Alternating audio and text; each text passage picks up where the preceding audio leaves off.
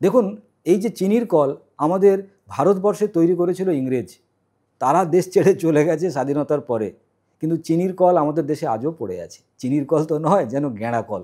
সুতরাং এই চিনির কলে যে চিনি তৈরি হয় সেটা প্রত্যেক বাড়িতে যেভাবে আমরা ব্যবহার করি তাতে আমাদের শরীরের প্রচুর প্রচুর ক্ষতি হয়। মিষ্টি জাতীয় খাবারে থাকে কি? চিনি। এই চিনি আমাদের শরীরকে করে দেবে মিনি।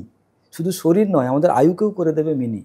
চিনি না খেয়ে এমন কিছু জিনিস আছে, প্রকৃতিগত ব্যাপার বা এমন কিছু জিনিস আছে যেটা কিনা ন্যাচারাল, সেই জিনিসগুলো কিন্তু আমাদের শরীরে ওই ক্ষতিটা করবে না, কারণ সেটা প্রকৃতি আমাদেরকে তৈরি করে দিয়েছে।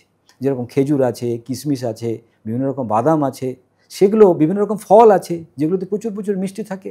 সেগুলো যদি আমরা খেতে পারি তাহলে কিন্তু আমাদের শরীর খারাপ করবে না।